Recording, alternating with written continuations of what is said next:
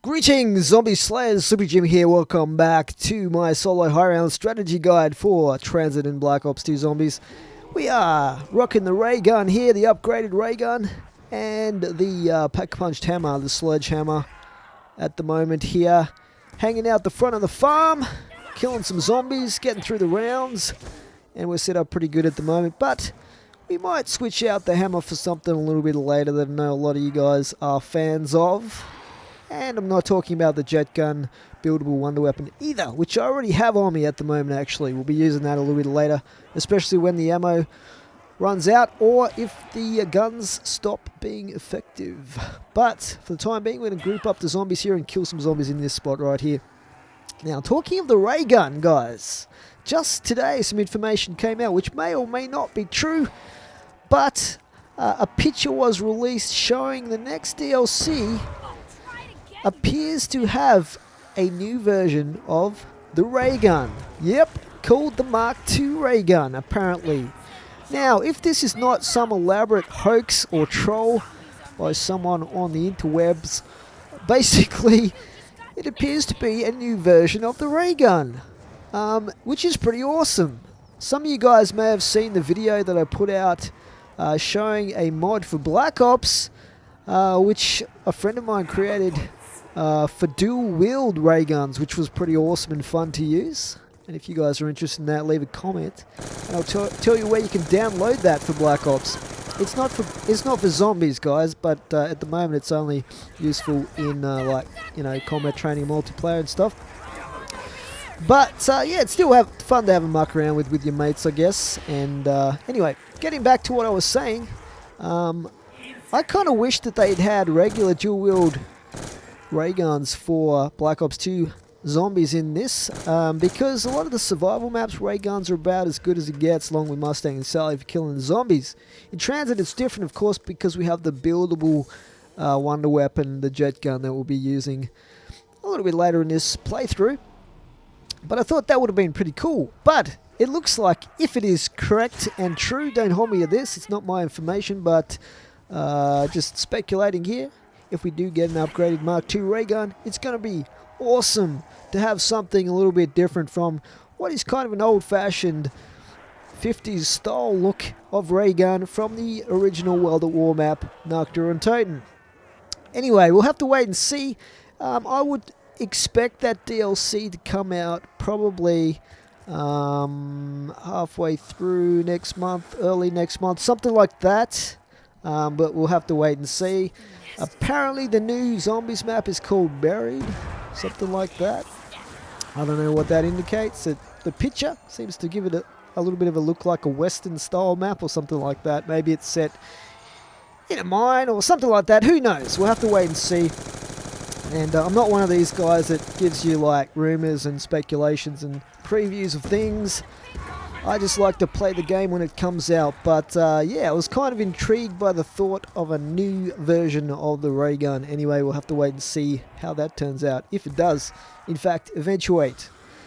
But yeah, getting back to the gameplay here. Now, some people were asking in my last video in this series, and the bus has arrived, why I've been planting the claymores next to the fence in this location. Well, basically it's an old tactic from Black Ops Zombies where you can save your claymores to use them if you run out of ammo, or for whatever reason you need to use them later in the game. So in Black Ops you could actually plant, and I used to do this running the Ascension lander, you could plant literally hundreds of claymores for use for if you ran out of ammo or whatever. And the problem with that is there is a limit to the number of what they call entities that the game can handle, that the game engine can handle before it crashes. So what would happen is, people planted too many of these things, they might get to a super high round, and then the game crashes, and they lose all of that hard work. So that kind of sucked, and it seems that Treyarch realized this and decided to limit the number of entities that can be placed in the map. So basically you can now only plant about 10 claymores just like that against the wall. Let's suck this dude up. Hoover him up in the old jet gun here. This is not the way to use the jet gun effectively, guys, but I'll show you some very high round action, maybe right at the end, showing you exactly how to use this jet gun. Maybe it's some bonus footage, but we're going to try and run this thing here. Now, what was I saying? Yeah, basically you can only plant about 10 claymores in Black Ops 2, and then if you try to plant more, it will just explode them on you. So here we're going to kill some zombies with the jet gun. And the Thrusterdyne Aeronautics model, I don't know what the full name is. No one uses it, so I guess it's not super important. But this is a really cool looking thing. The problem with it is if you run it for too long, if you have it going, sucking zombies down for too long, it will fall apart and overheat, and then you have to collect all the parts and rebuild it if you want to keep using it, which kind of sucks. So you have to use it in short bursts, short economical bursts, and there is a key to using this effectively, so that you're constantly killing zombies but keeping it relatively cool. But we might talk about that a little bit later. For now, I'm just going to group up these zombies. And I'll also be switching out some of my weapons for a weapon that I know a lot of guys always comment about on one of my other videos, which is, well, I'll show you what it is a little bit later. So just going to try and group them up around this corner here so they're nice and compact, and try to get them all coming from that angle, getting sucked up into the jet gun there. But I hope you guys are excited about the new Zombies map when that comes out in the next few weeks, because I am super pumped for it. Mob of the Dead was awesome and still fun to play, but that is going to be obviously a new map for us to play. So I'm used to playing new Zombies maps basically every week because I play a lot of custom zombies on World at War PC. But obviously Treyarch maps are at a whole new level, of course. They have a whole team of professionals working on it, and they usually come up with something special, something innovative. Usually you can have trust in them creating something awesome. Obviously a couple of times in Black Ops 2 they may have had a few ideas that didn't quite work out so good, but for the most part the map's been pretty good. Okay, moving into round 23 here. So we are going to go all the way through to 30, and then I'll show you probably some bonus really high rounds after that. What do you guys think of the sight on this thing? I think it looks pretty cool with the retro looking characters, or whatever the hell that thing is. It's like a 3 and an E. I don't know what that is, but it looks cool. Some of them are better than others. Obviously, the custom reticles.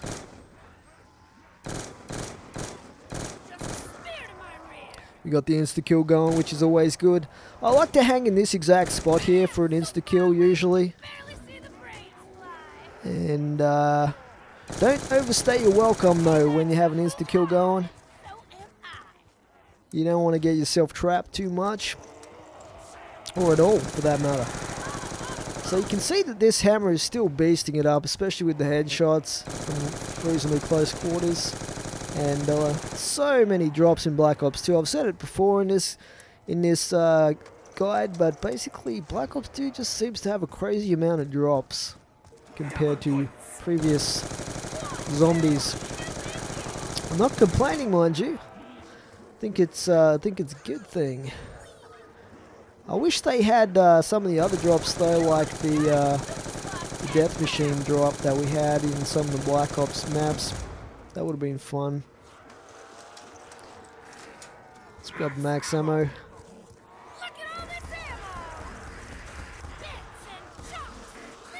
Now the problem with the ray gun, of course, is always that you do tend to get these crawlers happening in the higher rounds, which can cause problems. But at least it still kills the zombies relatively effectively in higher rounds. And we have the bus back.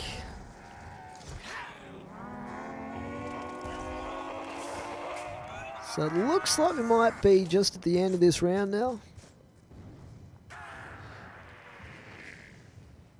And we might actually get on the bus and get that to leave before we start the next round, which is round 24.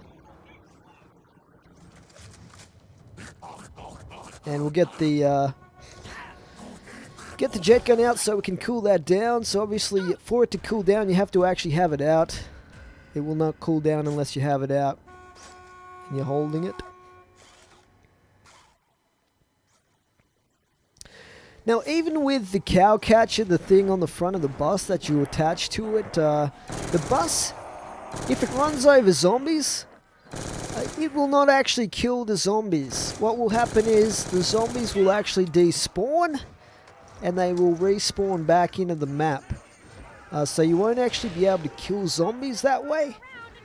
But the way you can actually kill zombies using the bus, you have to actually damage the zombies. Even slightly damage zombies, or zombies that have taken damage in any way, shape or form. If they get run over by the bus, they will then actually be killed and they won't respawn. So you will get new zombies spawning though, of course, but the total number of zombies will be reduced. If that makes sense to you guys, hopefully it does. So one tactic that I use to kill zombies using the bus in the higher rounds is I will actually throw a grenade so that the zombies are damaged, and then I will try and run over as many zombies as I can using the bus by guiding them in front of the bus as the bus leaves. So that's another little trick that might help you kill a few zombies, a few extra zombies, just to save you that little bit of time in the higher rounds. Throw a grenade, or spray the zombies if you want as well, and then get the bus to run them over. But if they're not damaged and the bus runs them over, they'll just respawn. You won't actually decrease the number of zombies in that round unless you damage them. Hopefully that makes sense, guys. If I'm not explaining myself clearly, just leave a comment and I will try to make it clearer for you guys. But I hope to show some footage of that later on when it's a little bit more clear. Because for the time being, basically regular weapons are doing the job for us right here. And we still have the turret going there.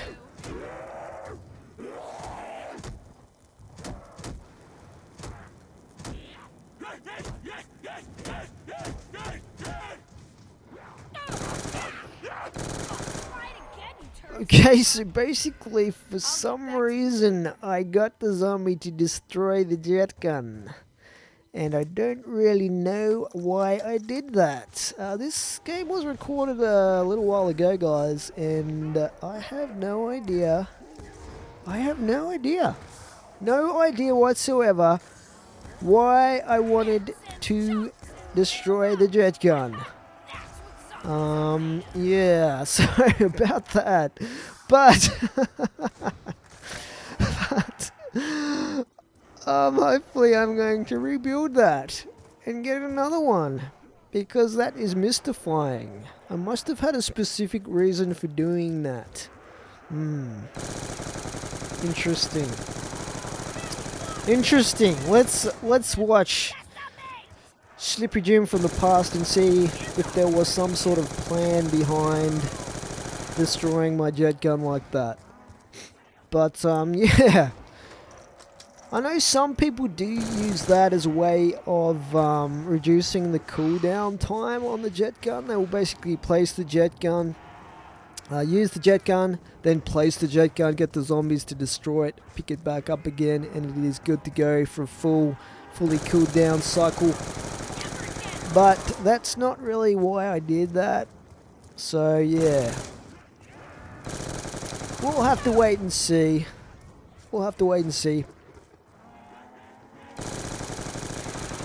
So we're just basically still able to kill zombies without the jet gun at round 25 anyway. And we've got another max ammo there, which we don't really need, but we might as well grab.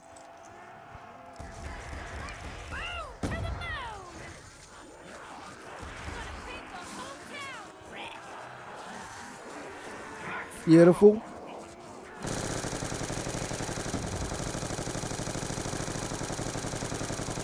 So after this map is done, guys, basically I'll only have a guide to do for the bus depot map. And I'll try and get that done sooner rather than later. So that we don't delay too long as we did with this map in getting that guide out there. And either before or after that, we're going to have the new map to do as well, which will be pretty fun. Hopefully it's a good map. If it's anything like Mob of the Dead, I'll be happy, because that was an awesome map. Was and is an awesome map.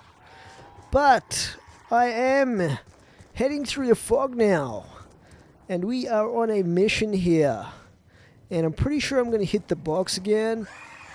But we're hopefully going to rebuild.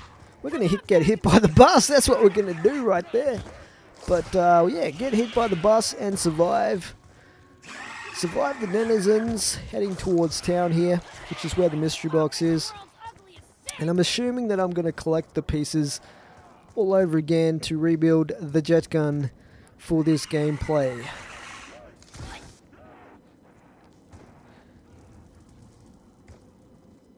Okay, so let's hit the box to see what we get here. I've got a ton of points to spend now. Ooh, the SMR. Not exactly the best gun I could have hoped for. 5.7 dual wield, they're actually not too bad. Not too bad, but not ideal either. I will actually grab this though. This is the DSR 50.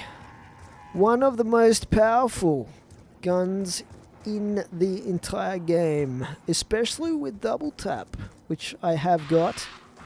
So we're actually going to take this, and I'm going to create a portal here, which we will use. And what we're going to do now is we're going to set up the pack-a-punch, and for that we'll need a turbine, which means getting a turbine back from the bus depot.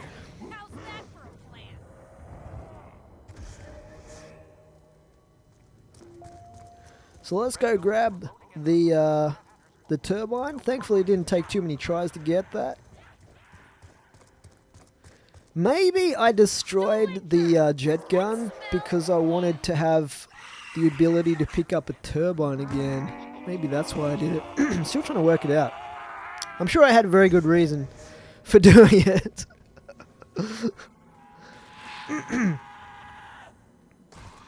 Alright, so we are actually back in town. That was super convenient. Well, not that convenient actually, because I have to go to the power station. There's the bus again. We don't get hit by it this time, thankfully. So we're going to power our way back to town and place that turbine. I'm going to fast forward this section, guys. Okay, so yeah, running our way through the fog here, slapping the denizens off our face, all that good stuff that you get to know and love in TranZit. And we are back at the power station here. Finally, we're going to place that turbine so we can open Pack-a-Punch once again and Pack-a-Punch that DSR. Just like so. Now, last time we did this exact thing here by placing the turbine and running back to town. By the time we got there and placed an item on the buildables bench, the door was shut, so hopefully that doesn't happen to me this time. Let's fast forward this section again, shall we? Alright, so we're heading back to town. We're going to go down to the Pack-a-Punch and Pack-a-Punch the DSR.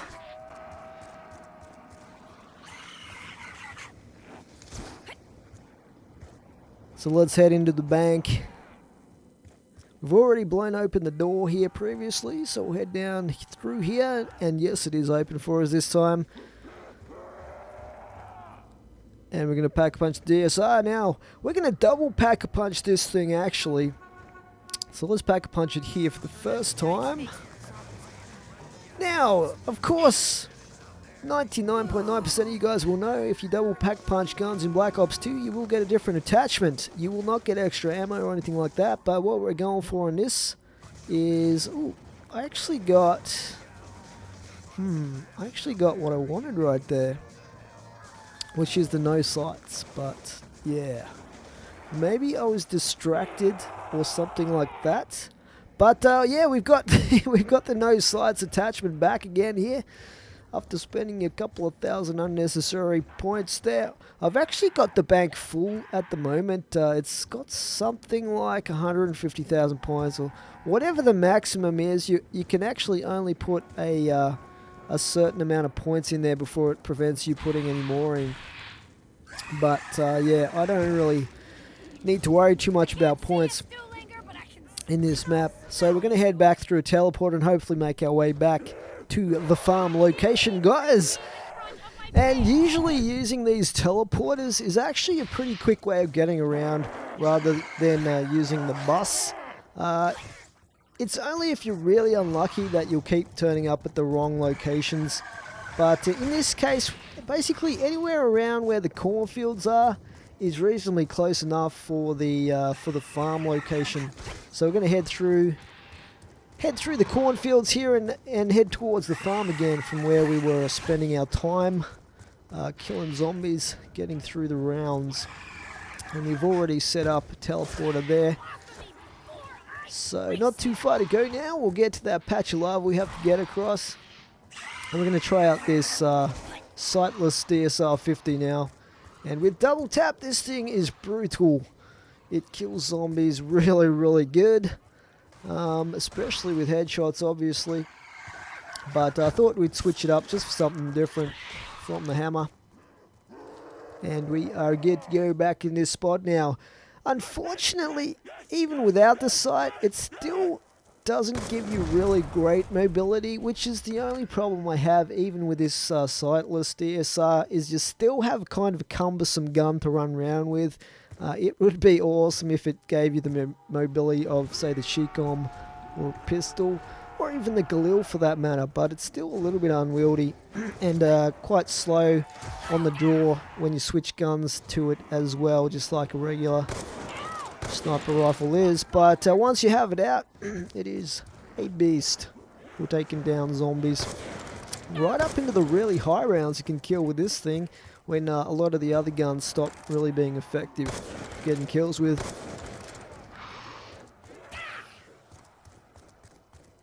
What do you guys think about the sniper rifles in zombies, generally speaking? Usually they're not really practical. Like, no one really uses snipers as a weapon of choice in zombies ever, at all. And I know for a fact that we're just going to try and get some kills here while this insta-kill's going.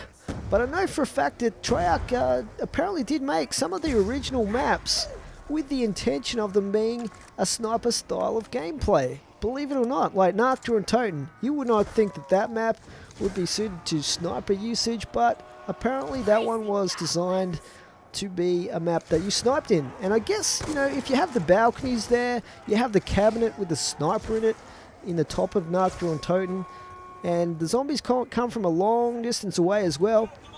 I guess they thought that people would be sniping the zombies before they got to the house, but of course that's not the case. People would camp with the big guns like the the Brownings and what have you, and the ray guns and stuff like that in that map, and that was way more practical. We could get the higher rounds that way. But one suggestion that I actually made on Twitter to Jimmy Zielinski, the one of obviously the Zombies team with Treyarch, is that maybe they could introduce some sort of incentive to make sniper usage more desirable to players, such as, for instance, increasing the number of points you get for headshots with sniper rifles, like a long shot type of bonus. You know, in multiplayer, if you get a long shot, you kind of get more XP or whatever. If you had that in zombies where you get more points, like, you know how you get 130 points for a stab kill and you get 100 points for a headshot, well, what if they had like a long shot points bonus in zombies. I think that would be an incentive to use snipers, especially if it was something decent like, I don't know, 200 points, something like that. You'd be much more likely to think, hell, I'm gonna get more points if I use a sniper and kill zombies from a long distance. I don't know, it's just an idea, but I kind of would like to see snipers be a little bit more practical in zombies than they really are. Anyway, we are moving on to round 27 here, guys. Outside the farm location here, hanging out on the road. A place you should never ever play, kids, is out on the road. But sometimes you kind of have to if you don't have a backyard, or if the place is overrun with zombies. These are the things that you need to do. But yeah, we might leave it here for today, guys. And we'll come back and show you guys more of this gameplay up to round 30, and then some really high rounds as a bonus at the end, with the jet gun being used exclusively to kill zombies. So look forward to that. Please remember to rate and comment. For now, it is Slippery Jim out. Thanks for watching. Mr. Monkey to target to